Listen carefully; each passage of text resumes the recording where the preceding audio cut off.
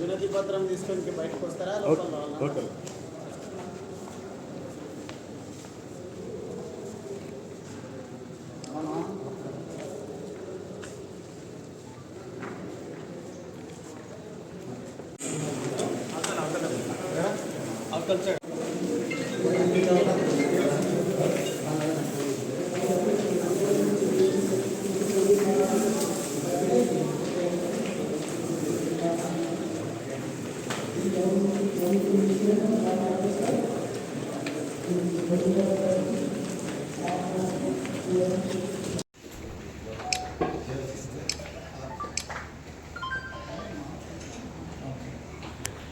రేవంత్ రెడ్డి గారు ప్రస్తుతం రాష్ట్ర ముఖ్యమంత్రిగా ప్రజలకు ఇచ్చినటువంటి హామీలను, ప్రత్యేకించి రైతాంగానికి ఇచ్చినటువంటి హామీలను విస్మరిస్తూ రైతు వ్యతిరేక విధానాలను అవలంబిస్తూ రైతును నిరుత్సాహానికి గురి చేస్తున్నటువంటి పరిస్థితి.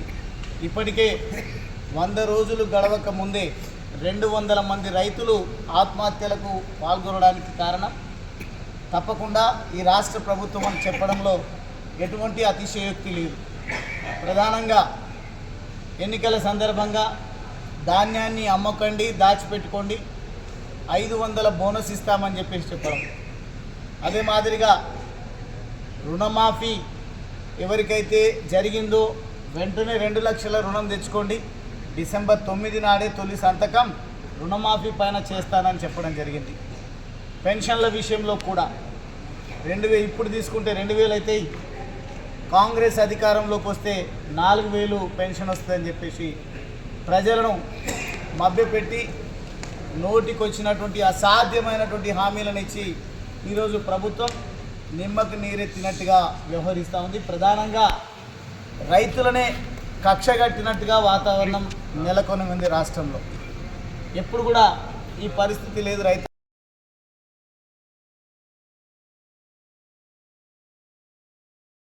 కానీ ఈరోజు మళ్ళీ కొత్తగా చర్చిస్తామని చెప్పేసి మభ్యపెట్టేటువంటి ప్రయత్నం కాంగ్రెస్ పార్టీ ప్రభుత్వం చేస్తూ ఉంది. ఇది ఎట్టి పరిస్థితుల్లో సరి అయిన పద్ధతి కాదు, విధానం కాదు. బోనస్ విషయంలో కానీ, పంట నష్టపోయినటువంటి రైతాంగానికి 25,000 నష్టపరిహారం చెల్లించేటువంటి విషయంలో కానీ, లేదు రైతు భరోసా అని ఏదైతే అసాధ్యమైనటువంటి భరోసాలు ఇచ్చి ఈరోజు రైతాంగాన్ని ఇబ్బంది పెడుతున్నటువంటి పరిస్థితి చూస్తూ ఉన్నాం. అందుకే బీఆర్ఎస్ పార్టీ వ్యవస్థాపక అధ్యక్షులు, మాజీ ముఖ్యమంత్రి వర్యులు శ్రీ కల్వకుంట్ల చంద్రశేఖరరావు గారు ఈ మధ్యకాలంలో రైతుల పొలాల దగ్గరికి వెళ్ళి పంట నష్టాన్ని పరిశీలించి రైతులతో మాట్లాడి రాష్ట్ర వ్యాప్తంగా ఉన్నటువంటి బీఆర్ఎస్ పార్టీ శ్రేణులకు, బీఆర్ఎస్ పార్టీ అభిమానులకు, రైతులను అభిమానించేటువంటి ప్రతి ఒక్కరికి కూడా పిలుపునివ్వడం జరిగింది. నిరసన కార్యక్రమాలను ఎన్నికల కోడ్ అమల్లో ఉంది కాబట్టి లిమిట్ దాటకుండా, ఎక్కడ కోడ్ వయోలేషన్ జరగకుండా వినతి పత్రాన్ని కలెక్టర్కి ఇచ్చి మన అభిమతాన్ని తెలియజేయమని చెప్పినటువంటి కారణంగా నేడు నాగర్ కర్నూల్ జిల్లా కలెక్టర్ గారికి బీఆర్ఎస్ పార్టీ జిల్లా అధ్యక్షుడిగా మా పార్టీ శ్రేణులు రైతులతో పాటు కలిసి వచ్చి ఈరోజు వినతి పత్రం ఇవ్వడం జరిగింది. కలెక్టర్ గారైతే ప్రభుత్వం దృష్టికి తీసుకువెళ్తామని చెప్పడం జరిగింది.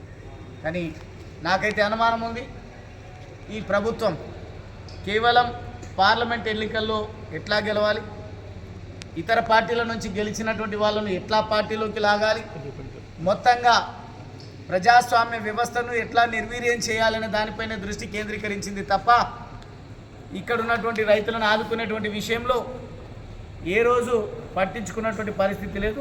భవిష్యత్తులో కూడా పట్టించుకుంటారనే నమ్మకం లేదు. అయినప్పటికీ ఒక ప్రతిపక్ష పార్టీగా మా బాధ్యత రైతుల పక్షాన గొంతు వినిపిస్తూ ఉంటాం, ఉద్యమాలను ఉధృతం చేస్తాం.